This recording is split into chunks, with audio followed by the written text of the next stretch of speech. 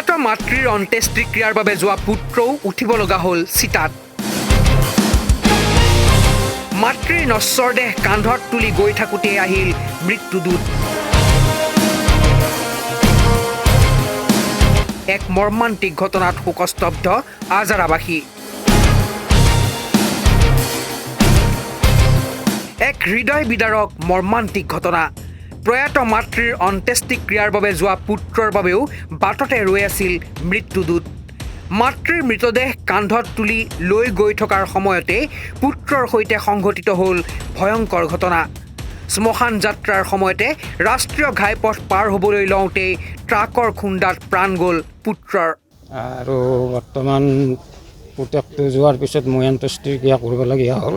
মানে সেইখিনিয়ে আৰু মোৰ মানে এতিয়া মোৰ ক'বৰ ভাষা নাই আৰু। আজাৰত প্ৰথম ঘটনা এটা হৈ গ'ল। পিছফালৰ পৰা এখন গাড়ী খুন্দিয়াই মোৰ ভাইটিক মানে শেষ কৰি দিলে আৰু। এইটো ল'ৰা ছোৱালী, ল'ৰা এটা ছোৱালী এজনী 5 বছৰত এতিয়া ক্লাছ 6ত পঢ়ি আছে ল'ৰাজন, আৰু ছোৱালীজনী ক্লাছ 2 পাইছে। কথাখিনি জানে এতিয়া কেনেকুৱা হৈছে, পংকজ দাস তেওঁৰ মাক ঢুকাইছে। মাকক আমি মানে শ্মশানত লৈ আহি আছিলোঁ, সিহঁত আগবাঢ়িলে আৰু তেওঁৰ ল'ৰা পংকজ দাস পিছে পিছে আহি আছিল আৰু পৰাগ দাস আহি থাকোঁতে তেওঁৰ লগত আৰু এজন বন্ধু আছিল, দুয়োজন আহি আছিলে। আহি পিছফালৰ পৰা এখন বিৰাট জোৰে ট্ৰাক এখন আহি পেলাই খুন্দা মাৰি দিলে আৰু লগৰজন বাগৰি গ'ল। পৰাগ দাসো বাগৰি গৈছে। পৰাগ দাসৰ অৱস্থাটো একদমেই মানে চিৰিয়াছ মানে কেনেকৈ স্পট বুলিয়ে ক'ব লাগিব আৰু। এখন চিতাতে মাক আৰু পুতেক মানে জ্বলাব লগা হৈছে, এনেকুৱা চিটুৱেশ্যন, দুখৰ কাহিনী আৰু তাৰমানে। মহানগৰীৰ আজাৰাত সংঘটিত হৈছে এই শোকাবহ ঘটনা। নিহত ব্যক্তিজন গুৱাহাটীৰ বিজয়নগৰ উপ ডাকঘৰৰ পৰিচালক হিচাপে কৰ্মৰত পৰাগ দাস। বিগত 2 বছৰ ধৰি অসুস্থতাৰ অন্তত শুকুৰবাৰে নিশা মৃত্যু ঘটিছিল পৰাগ দাসৰ বৃদ্ধা মাতৃৰ।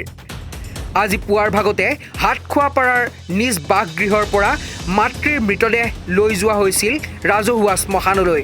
কিন্তু শ্মশান গৈ পোৱাৰ পূৰ্বে 17 নং ৰাষ্ট্ৰীয় ঘাইপথ পাৰ হোৱাৰ মুহূৰ্তত AS01 JC 5311 নম্বৰৰ তীব্ৰবেগী ট্ৰাকখনে মহতিয়াই লৈ যায় মাতৃৰ মৃতদেহ কান্ধত তুলি লৈ যোৱা পৰাগ দাসক।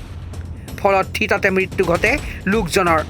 মাতৃৰ মুখাগ্নিৰ প্ৰাক্ষণত পুত্ৰৰ আকস্মিক মৃত্যুৰ এই মৰ্মান্তিক ঘটনাই শোকস্তব্ধ কৰি তুলিছে সমগ্ৰ আজাৰাবাসীক।